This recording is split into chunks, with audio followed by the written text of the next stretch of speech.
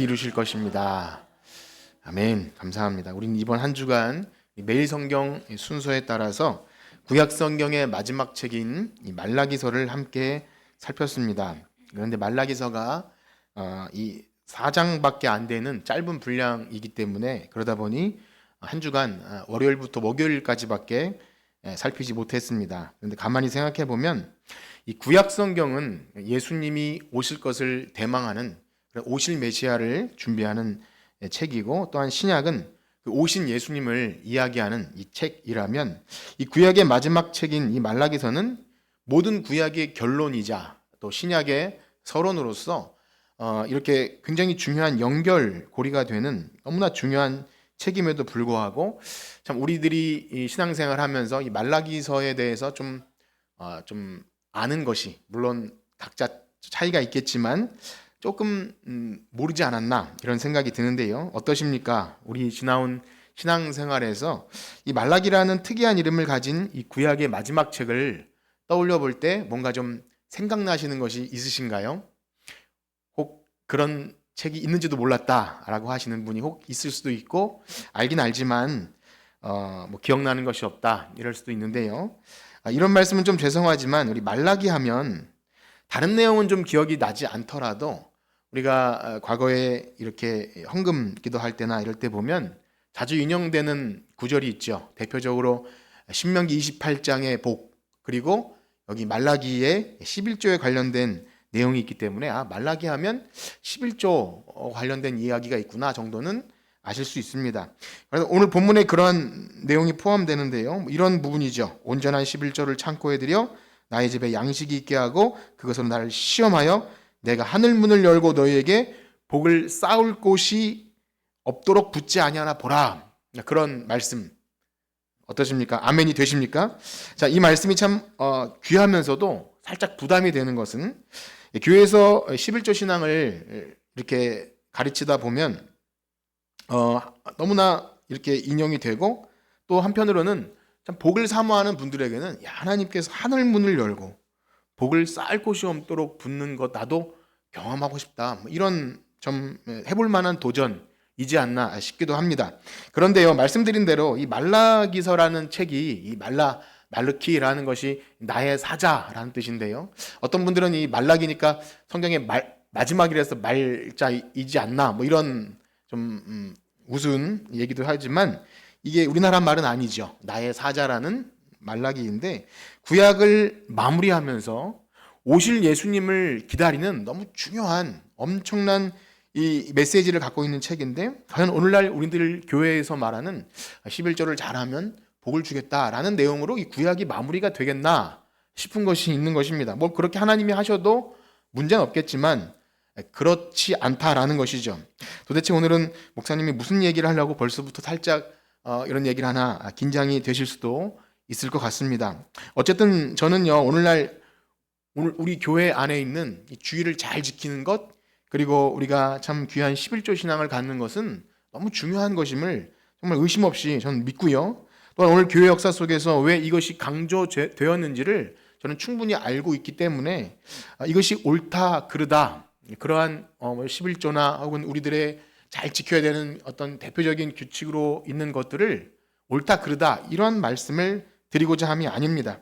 사실 오늘 설교 제목도 사실은 처음에는 온전한 11조였습니다. 근데 말씀드린 대로 오해의 소지가 있을까 봐서 더 본질적인 제목으로 바꾼 것인데요.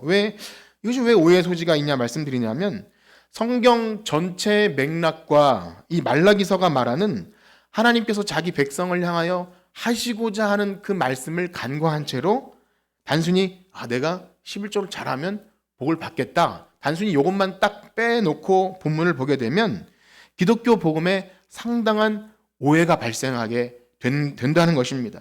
결국 율법적인 어떤 신앙과 행위의 결과로서 보상을 신앙의 전부로 말할 수도 있다는 것이죠.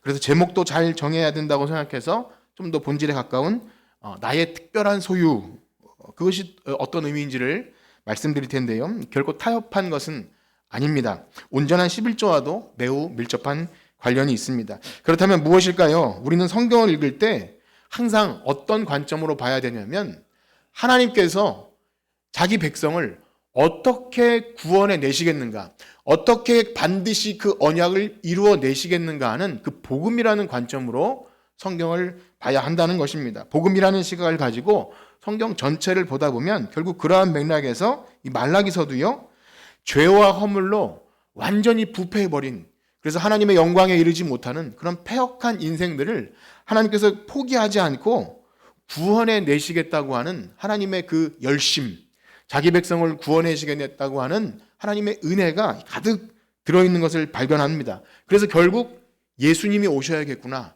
예수님이 오시지 않고는 우리로서는 아무것도 할 수 없구나를 이 말라기 구약의 마지막 책까지 강조하고 마침내 오실 예수님을 기다리게 한다는 것입니다. 바로 그러한 맥락에서 하나님이 왜 오늘 11조 얘기를 하셨으며, 또 그 외에도 우리들이 신앙생활에서 과연 하나님께 온전한 예배, 또 우리의 삶이 드려지고 있는가, 하나님이 기뻐하시는 온전한 삶이 무엇인가를, 과연 우리의 행위의 문제인가, 아니면 하나님께서 하시고자 하는 이야기인가를 오늘 살피고자 하는 것입니다. 바라기는요, 이제 이번 주 우리 성탄을 맞이하지 않습니까? 매년 돌아오는 성탄이지만 오늘 선포되는 이 말씀을 통해서 하나님이 마침내 우리에게 그 오랜 구약의 오랜 역사 속에서 마침내 보내주시기로 한 그 예수님, 우리도 그 예수님을 기다리는, 이 땅에 보내주신 예수님을 보내주시는 그 마음, 그래서 마침내 그 예수님 때문에 온전히 새롭게 되어서 우리가 할 수 없는 그것을 하게끔 하시는 그 성령의 역사로 말미암아 오늘 하나님의 특별한 소유가 되시는 저와 여러분들 되시기를 주님의 이름으로 축복합니다. 자, 그렇습니다. 말라기서는요, 구약의 마지막 책인데요, 학개 스가랴와 함께 우리 성경 한번 살펴보세요. 우리 교회 나온 지 얼마 안 된 분들은 성경이 어떻게 생겼는지 잘 모를 수 있지 않습니까? 구약 성경의 마지막이 말라기인데요, 이 학습말 그렇게 돼 있지 않습니까? 색인에 보면 학개, 스가랴, 말라기, 그리고 여기에 가까이 있지 않지만 느헤미야, 에스라, 느헤미야와 함께 이 바벨론 포로에서 해방되어 온 이후에 포로기 이후에 쓰여진 선지서입니다. 이런 시대적 구분이 우리에게 지금 무엇을 강조하고자 제가 말씀드립니까? 비록 범죄한 이스라엘 백성들이 하나님께 징벌을 받아서 그 약속의 땅을 빼앗깁니다. 하나님이 주시고자 하는 그 약속과 또 자손과 그 복을 통해서 모든 민족이 복을 얻게 하시는 그 복을 빼앗겨 버리죠. 포로로 잡혀가게 되는데요, 또 역시 하나님이 말씀하신 대로 예레미야에게 말씀하신 것처럼 70년 포로 기한이 차면 돌아오게 하겠다. 내가 돌아오게 하겠다. 너희들이 무엇이 아니라 내가 돌아오게 하겠다. 그래서 강건한 하나님의 능력으로 영광스럽게 다시 돌아옵니다. 역시 그것도 언약의 성취입니다. 그런데 문제는 뭐냐면 고국으로 돌아오긴 돌아왔지만 완전히 폐허가 돼버린 겁니다. 성전도 없고 성벽도 없고 예루살렘은 다 완전히 황폐화 되어버린 것이죠.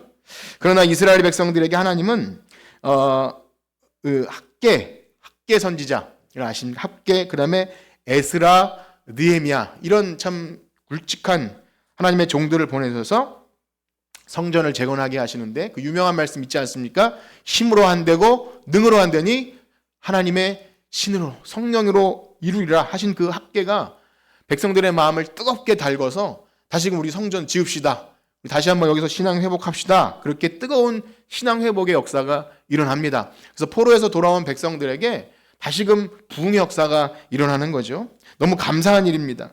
그래서 오늘날도 교회 역사 가운데 우리 믿음의 공동체가 신앙생활하는 가운데 뭔가 좀 나태해 있거나 혹은 좀 신앙에서 침체기가 있을 때 함께 소원을 두고 기도하면서 어떤 목적을 두고 함께 사역을 해 나갈 때 함께 그 문제가 있어도 그 문제를 가지고 함께 기도하면서 헤쳐나가면 생기가 일어나는 것을 보게 되죠. 마음이 뜨거워지고 사랑의 수고와 믿음의 역사들이 불일듯 일어나는 것들을 경험하게 됩니다. 그래서 대표적으로 교회 사역 자체가 목적이 되어서는 안 되겠지만 어쨌든 성령의 충만함을 받고 헌신하고자 하는 마음들이 그 교회 공동체 안에서 어떤 사역으로 나타나는 것은 긍정적인 일이다 할 수 있을 것입니다.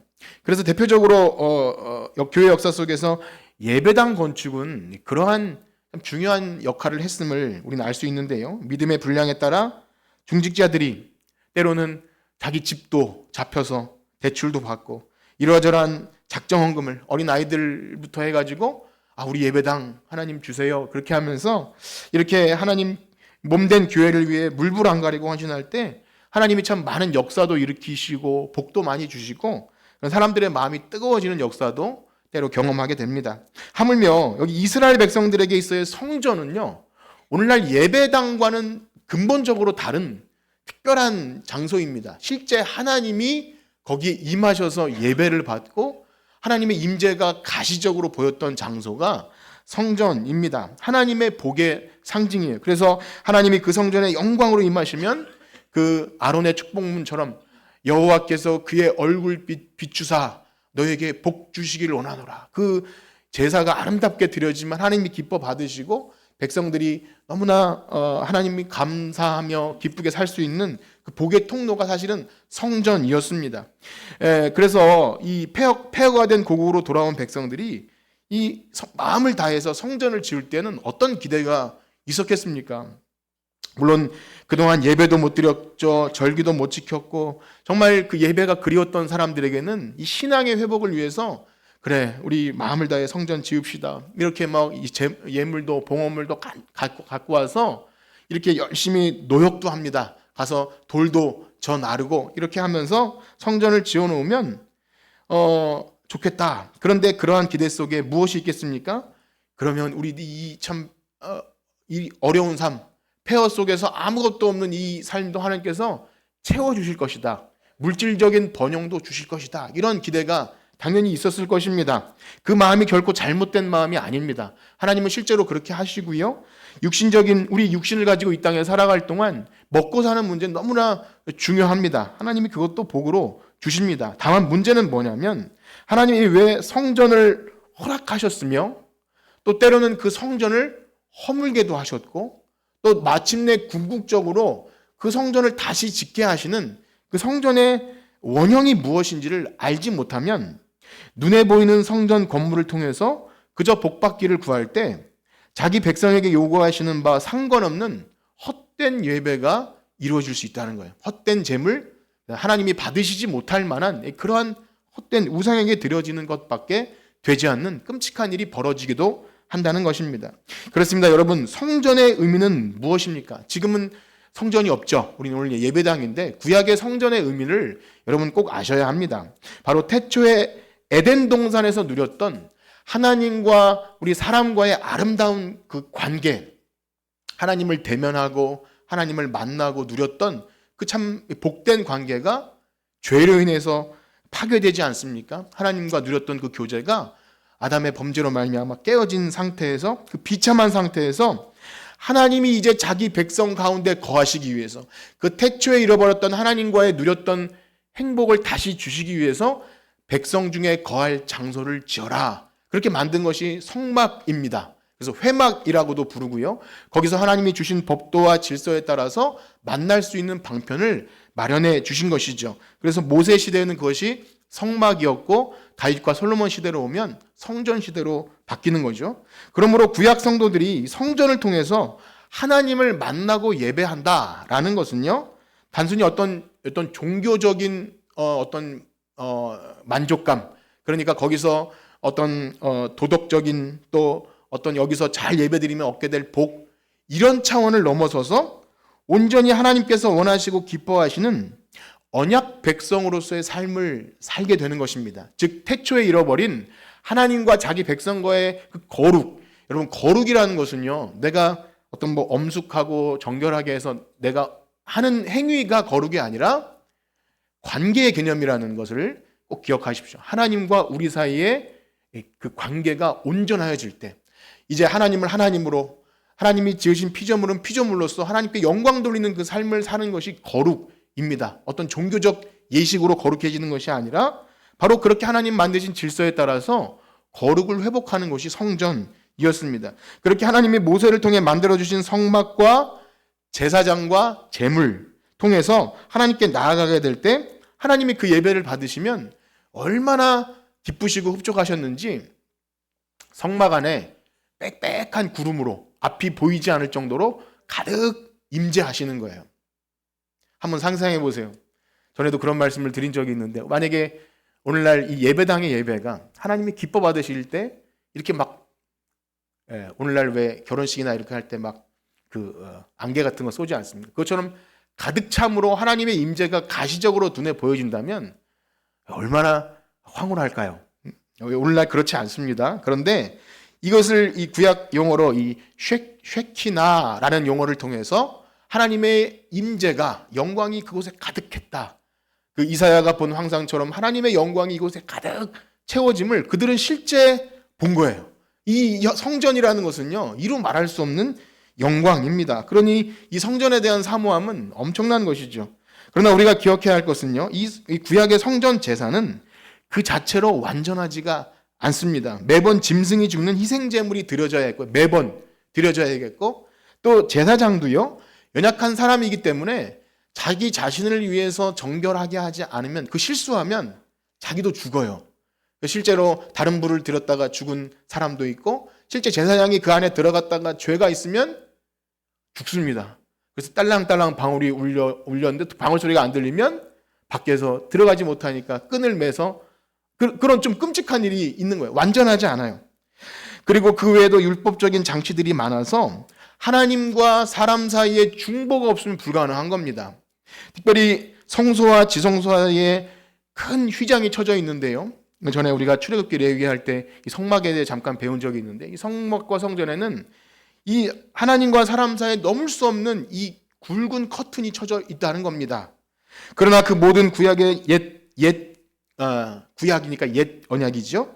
성전 제사가 모형과 그림자였다면 이제 새 언약 시대, 하나님이 그토록 오랜 기간 준비하시고 계획하신 언약하신 영원한 대제사장 예수 그리스도가 이 땅에 오심으로 어떻게 되죠?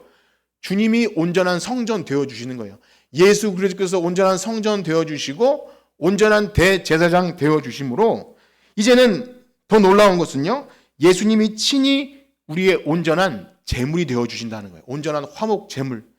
양이 대신 죽는 것이 아니라 예수님이 대신 죽습니다. 십자가에서 몸을 찢으심으로 하나님과 사람 사이에 가려졌던 그 성소의 휘장이 쫙 찢어짐으로 이제는 우리가 하나님께 은혜를 구하기 위하여 보좌 앞에 담대히 나아갈 수 있는 담력을 얻게 된 줄 믿습니다. 그것이 예수 그리스도를 통한 은혜의 복음이에요. 이제는 성전은 필요가 없습니다. 그것이 바로 구약 성도들이 성전을 통해서 대망해야 될 오실 메시아를 기다리는 그들의 위치였어요. 하나님이 그들의 알맞게 언약 시대, 아직 완성되지 않은 시대에 성전을 통해서 오실 메시아를 기다리게 하신 것입니다. 그들도 역시 예수님을 통해 구원을 받는 거예요. 구약 성도들도 오실 메시아를 기다리면서 하나님이 정해주신 질서와 법도에 따라서 거룩한 삶을 통해 예배로 나아가는 것입니다. 그러나 우리가 구약 역사에서 보듯이 이스라엘 백성들은 그 하나님의 깊은 뜻을 알지 못했어요. 그래서 늘 하나님이 주시는 것을 시시하게 여깁니다. 처음에는 굉장했겠죠.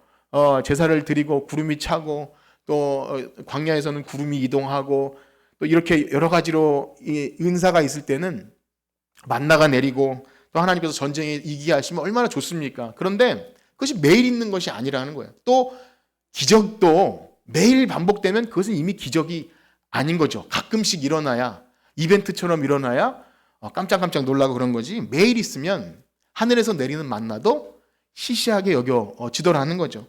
그렇습니다. 그러다 보니 언약 백성으로서의 사명을 잃어버려요. 지금 제가 말라기를 하다 보니 거의 구약 이야기를 좀 약간 길게 하고 있는데요. 잘 생각해 보세요. 말라기가 구약의 결론이기 때문에 그렇다는 겁니다. 말씀드린 대로 이스라엘 백성의 온 역사는 하나님이 계속 부르셔도 도망가고, 하나님이 그거 아니다 그러면 잠깐 돌아왔다가 회개했다가 또 이방 나라로 가고, 이방 우상이 좋아서 또 하나님께 범죄하는 이 역사가, 갈팡질팡하는 역사가 계속 되더라는 것이죠. 그래서 우리는 구약을 보면서 누구를 봐야 합니까? 우리 자신. 우리 얼마나 갈팡질팡하고 언제는 열심히 했다가 하나님만 섬길게 했다가, 우리 마음은 언제나 이 구약 성도들을 보면 우리 마음인 거예요. 그렇습니다. 하나님께 드리는 제사도 자기 만족과 유익을 위한 수단으로 전락해 버립니다. 그저 복 주심을 바라고, 이 땅에서 먹고 사는 문제 해결될 것을 바라고 열심히 제사하고, 안 되면 어떻게 되죠? 다른 우상, 좀 더 효과 있는 다른 우상 없을까? 그렇게 되는 거죠. 하나님은 그들에게 약속하신 땅과 자선과 성전과 내가 너희 하나님이 되고 너희는 내 백성이 될 것이라는 이 복들을 그래서 빼앗아 버립니다. 하나님의 백성으로서 그 땅에서 안식을 지키고 안식년을 지키고 고아나 과부를 압제하지 않고 하나님이 주신 질서대로 살아야 복된 것인데 그것을 행하지 않을 때 하나님이 그 땅에서 그들을 뽑아서 바벨론 포로가 되게 하심으로 징벌을 주시는 거예요. 그래서 이스라엘 백성들은 약속의 땅도 빼앗기고 성전도 빼앗기고 그들의 자손은 온 세상에 뿔뿔이 흩어져 버림을 당하게 됩니다. 이 무서운 사건이 벌어진 겁니다. 이제 더 이상 구원의 여망이 사라진 듯 한 것이죠. 그러나 하나님의 언약은 실패할 수 있을까요? 아닙니다. 하나님이 시작하신 일은 결코 실패하지 않는 줄 믿습니다. 그래서 이 포로에서 돌아온 사건은 그걸 말해주는 거예요. 내가 할 것이다. 70년 포로 기한이 차면 다시 돌아오게 할 것이다를 역사 속에서 드러내 보여주시는 거예요. 그들이 그것을 보면서 아 그렇구나 하나님께서 하시겠구나를 보게 됩니다. 그래서 이스라엘 백성들의 그 고집스러운 불순종과 패역보다 비교할 수 없는 하나님의 인자와 자비가 그들을 끝까지 포기하지 않고 내 백성은 내가 반드시 구원하시겠다. 이 언약을 계속 갱신해 주세요. 때에 따라서 정말로 언약을 받을 가치조차 없는 인생들에게 내가 하겠다 이 일을 계속 하십니다. 마침내 하나님의 그 큰 사랑이 어떻게 나타납니까? 하나님의 사랑이 그 말씀하신 대로 언약하신 대로 예수 그리스도를 이 땅에 보내심으로 자기 백성을 구원하시고자 하는 하나님의 열심이 예수님으로 완성됩니다. 그래서 그 구약의 역사는 그 깊고 푸른 역사는 하나님의 인자와 자비가 그대로 들어있고요. 반대로 인간들의 패역함, 안 되는구나, 우리는 안 되는구나를 계속 보게 합니다. 자, 그래서 지금 우리가 말라기서를 보고 있는 이 시점은 뭐냐면 이제 마지막 예수님이 오시기 한 400년 전에 포로에 잡혀 있다가 언약대로 돌아온 이스라엘 백성들이 서두에 말씀드린처럼 성전도 짓고 그렇게 하나님의 은혜를 베풀어 주셔서 신앙이 회복되는 그런 시기였습니다. 자, 그렇다면 그 수많은 시간을 인생을 통해서 역사를 통해 실패를 경험했고 또다시 하나님의 은혜를 베풀어 주셔서 약속의 땅에 돌아와서 성전도 짓게 해주시고 그렇게 했다면 이제 하나님의 율례와 법도를 지키고 하나님의 언약 백성으로서 오실 메시아를 기다리면서 거기서 언약 백성으로 살아야 하는 것 아니겠습니까? 그런데 인간의 지독스러운 죄성은요, 그렇게 고생하다가 돌아와서 성전을 지었지만 다시금 이 땅에 먹고 사는 문제로 세상의 정욕, 안목의 정욕, 이생의 자랑으로 이 땅에 썩어질 복 때문에 하나님이 주시는 복을 또 시시하게 여기더라는 것입니다. 왜 그렇게 됩니까? 하나님이 주시는 복을 오해합니다. 우리는 너무나 하나님이 주시는 복을 오해하는데요. 성전을 멋들어지게 지었지만 그들의 살림살이가 별로 나아지는 것 같지 않아요. 기대가 컸거든요. 야, 우리가 이제 이 마음을 다해 뜻을 다해 이렇게 아름답게 성전을 지어놓으면 하나님께서 우리에게 복을 주실 거야. 그 기대가 나쁘다는 게 아닙니다. 그런데 하나님께서 원하시는 뜻대로 돼야 되는데 내가 이렇게 했으므로 당연히 하나님은 이렇게 해주셔야 된다는 그 보상과 이 세상의 종교적인 심리를 가지고 하나님을 대할 때 뭔가 시시하게 여겨집니다. 오늘 쉬운 말로 하면 그런 거예요. 내가 교회 열심히 나왔는데 이게 뭐지, 내 살림살이가 이렇게 별 특별한 게 없네.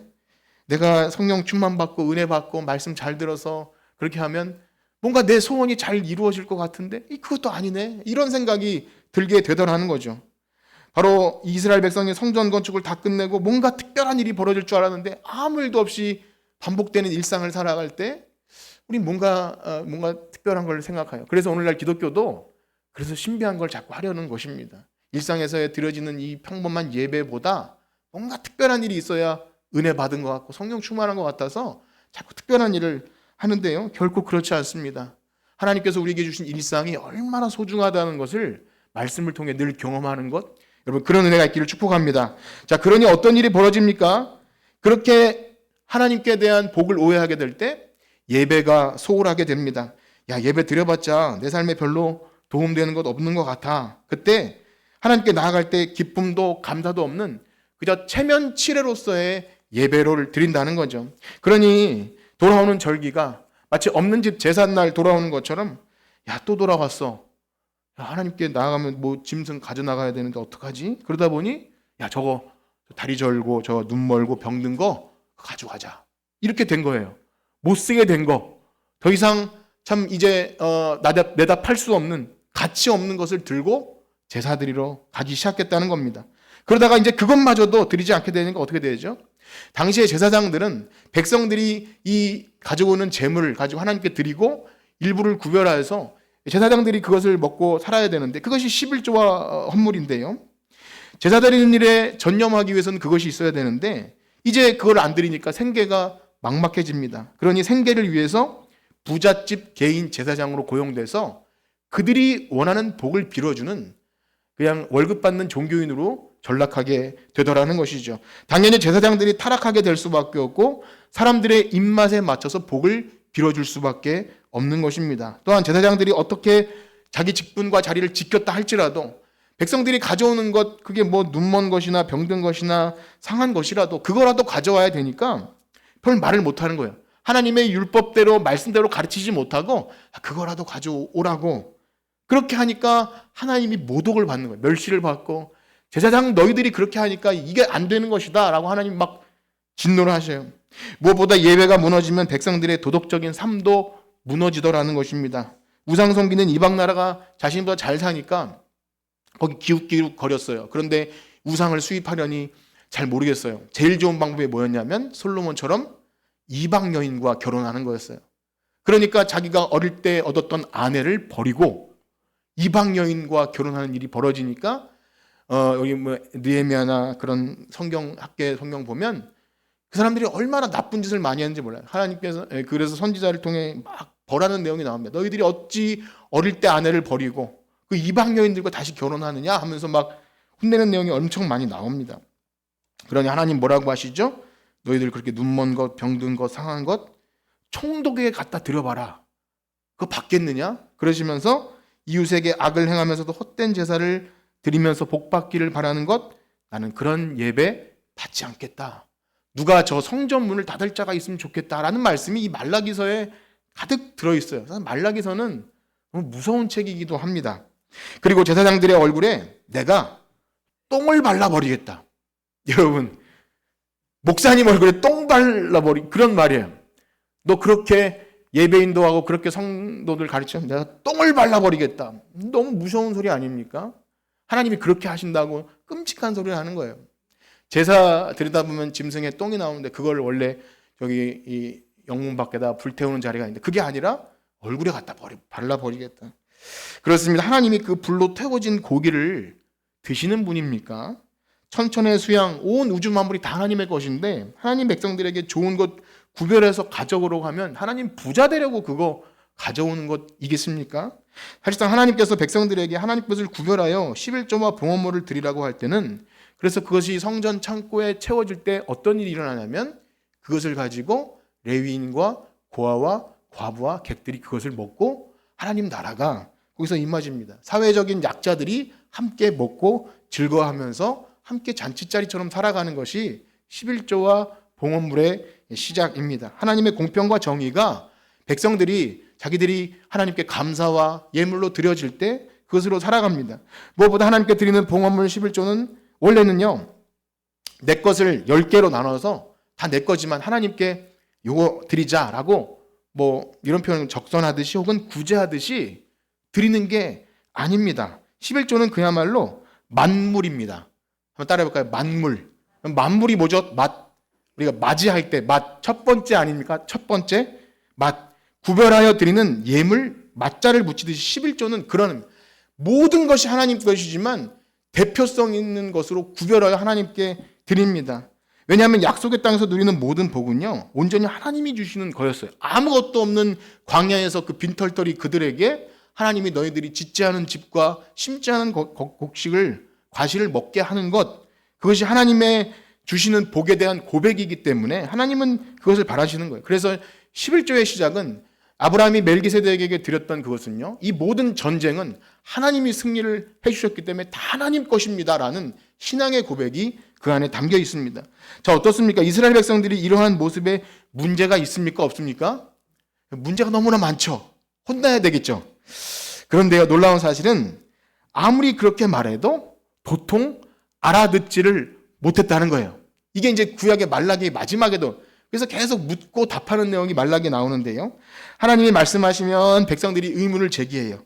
문다병증을 가지고 있어요. 하나님께서 야, 나는 너희를 사랑한다. 그럼 백성들이 뭐라 그러는지 알아세요? 하나님이 언제 우리를 사랑하셨습니까? 이렇게 말한다는 거예요. 한번 읽어보겠습니다. 말라기서 1장 2절입니다. 말라기 1장 2절. 시작. 여호와께서 이르시되 내가 너희를 사랑하였노라 하나 너희는 이르기를 주께서 어떻게 우리를 사랑하셨나이까 하는도다. 나 여호와가 말하노라. 에서는 야곱의 형이 아니냐. 내가 야곱을 아멘. 그 이후의 것은 더 말씀드리진 않겠습니다. 이미 다 했던 내용인데요. 무슨 말입니까? 패역한 백성들은 하나님의 사랑을 그토록 많이 받아도 이 땅에 썩어질 것들을 바라보고 그 복을 바라보니까 하나님, 내가 하나님이 우리 하나님 되시고 하나님께 예배드리는 이 삶은 좀 지루하고 재미없습니다. 하나님이 우리를 어떻게 사랑하셨다는 거예요. 저 사람들처럼 우리에게 좀 그럴듯한 멋진 거 주세요. 그리고 그렇게 비아냥거리듯이 버릇없이 하나님께 대들더라는 겁니다. 우리 이어서 좀 읽어볼 텐데요. 6절에서 8절까지 한번 읽어봅시다. 6절에서 8절 시작. 내 이름을 멸시하는 제사장들아, 나 만군의 여호와가 너희에게 이르기를 아들은 그 아버지를, 종은 그 주인을 공경하나니 내가 아버지일진데 나를 공경함이 어디 있느냐? 내가 주인일진데 나를 두려워함이 어디 있느냐 하나 너희는 이르기를 우리가 어떻게 주의 이름을 멸시하였나이까 하는도다. 너희가 더러운 떡을 나의 제단에 드리고도 말하기를 우리가 어떻게 주를 더럽게 하였나이까 하는도다. 이는 너희가 여호와의 식탁은 경멸히 여길 것이라 말하기 때문이라. 만군의 여호와가 이르노라. 너희가 눈먼 희생 제물을 바치는 것이 어찌 악하지 아니하며 저는 것 병든 것을 드리는 것이 어찌 악하지 아니하냐. 이제 그것을 총독에게 드려보라. 그가 너를 기뻐하겠으며 너를 받아주겠느냐. 여러분, 하나님이 이런 말을 할 때는 얼마나 유치합니까? 안 받으셔도 돼요. 그런데 백성들이 하나님을 그렇게 자기들의 수준으로 내려 깎으니까 사실 이게 너무 유치한 얘기죠. 그 우주 만물을 창조하신 하나님이 야, 너 나한테 이럴 수 있냐라고 지금 말하는 거예요. 우리 9절과 10절도 한번 읽어보겠습니다. 9절과 10절 시작. 만군의 여호와가 이르노라. 너희는 나 하나님께 은혜를 구하면서 우리를 불쌍히 여기소서 하여 보라. 너희가 이같이 행하였으니 내가 너희 중 하나인들 받겠느냐. 만군의 여호와가 이르노라. 너희가 내 제단 위에 헛되이 불사르지 못하게 하기 위하여 너희 중에 성전문을 닫을 자가 있었으면 좋겠도다. 내가 너희를 기뻐하지 아니하며 너희 손으로 드리는 것을 받지도. 여러분, 하나님이 만약에 오늘날 우리 이렇게 말씀하신다면 우린 죽는 겁니다. 사실 예배 드리지 마라. 그렇게 할 거면 예배 드리지 마라. 이렇게 말하는 겁니다. 이외에도 말라기는요, 얼마나 하나님의 그 화가 난 진노의 말이 많이 나오는지 몰라요. 그런데도 이상하게도 삐딱하게 대답해요. 말씀을 들어도 회개하지 않고 우리가 언제 하나님을 괴롭게 해드렸습니까? 이게 제물 드렸으면 된 거 아닙니까? 예배 나와줬으면 된 거 아닙니까? 이렇게 삐딱하게 나옵니다. 회개할 마음이 없어요. 언제 우리가 하나님 것을 도둑질했습니까? 무슨 말로 하나님을 대적했습니까? 마치 사춘기 아이들이 엄마한테 엄마는 나에게 무슨 관심이나 있었어? 라고 말하는, 그렇게 삐딱하게 하나님께 대답해요. 저는 이 이스라엘 백성과 하나님의 대화를 보면서 참 오늘날 말로 심장이 쫄깃쫄깃하다 그럴까요? 지들이 잘못을 저질러 놓고서 높으신 하나님께 따지듯이 우리가 언제 그랬습니까? 내가 언제 사랑받았습니까? 그렇게 하나님이 나에게 해주신 것이 무엇이냐고 따지며 물을 때 하나님이 그 자리에서 그냥 죽여버리셔도 그냥 죽을 수밖에 없는 죄인인데도 하나님은 인내하시면서 그들에게 대답해 주시더라는 겁니다. 바로 그러한 맥락 안에서 빈정거리면서 자기 할 일은 안 하고 하나님께 원망과 핑계를 대는 그들에게 이 말씀을 하시는 거예요. 3장 8절에서 10절을 한번 읽겠습니다. 3장 8절에서 10절 시작. 사람이 어찌 하나님의 것을 도둑질하겠느냐.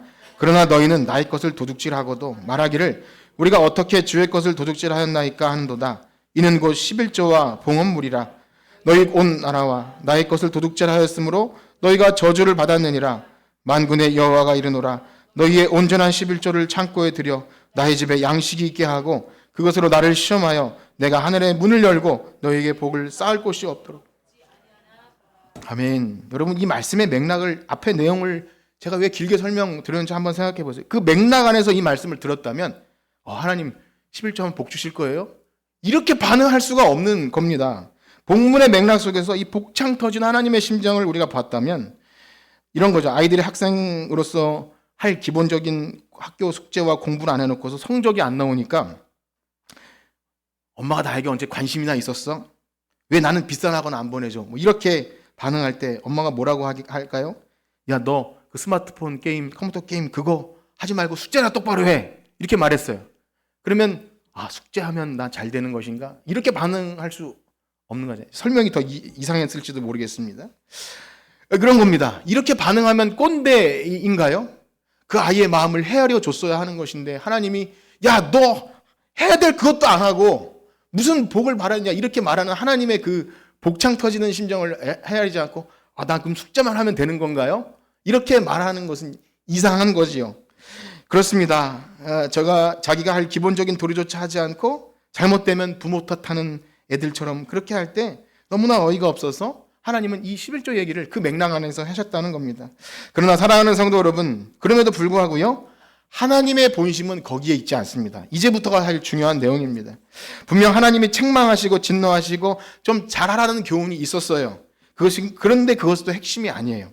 분명 말락에서 전체에서 보면 레위인들의 타락, 백성들의 그런 결혼 생활의 부패함, 또 헛된 재물, 이웃에게 악을 행함, 이 패역한 백성들을 질타하셨지만 그렇다면 너희들이 좀 똑바로 예배 드리고 제사장들도 정신 차리고 11조 잘 드리면 그러면 이 문제가 과연 해결될 수 있는 문제라고 생각해서 하나님이 이 말씀을 하시는 걸까요? 아니라는 거예요. 너희들이 해서는 안 된다. 그러면 어떻게 한다는 거죠? 따라해 봅시다. 내가 한다. 이게 복음인 거예요. 하나님이 하겠다. 너희들은 안 돼. 구약의 모든 내용은 뭐냐면 너희들은 죽었다 깨라도 안 돼. 포로 갔다가 돌아와도 안 돼. 그러니 내가 하겠다는 거예요. 율법은 죄만 더하게 합니다. 뭘 하지 말라고 교회에서 하면 정죄감만 들고 내가 이래서 복 받나? 아니면 내가 구원 못 받나? 이렇게 되는데 율법은 죄만 더하게. 그런데 그게 아니라 하나님이 하신다는 거예요. 그래서 이 문제를 어떻게 하시냐면 하나님이 하신다는 그 말을 중간중간, 시간은 별로 없지만 중간중간 이미 말라기서에 하나님이 하시고자 하는 그 하나님의 열망, 뜻, 계획들을 담아내셨어요. 우리 먼저 1장 11절을 한번 읽겠습니다. 1장 11절 시작. 만군의 여호와가 이르노라 해 뜨는 곳에서부터 해 지는 곳까지의 이방 민족 중에서 내 이름을 크게 될 것이라. 각처에서 내 이름을 위하여 분향하며 깨끗한 예물을 드리리니 이는 내 이름을 이방 민족 중에서 크게 될 것임이라. 아멘. 내 영광은 내가 받을 거야. 내 백성을 불러서 깨끗한 예물을 드리게 할 거야. 이런 말씀이 있어요.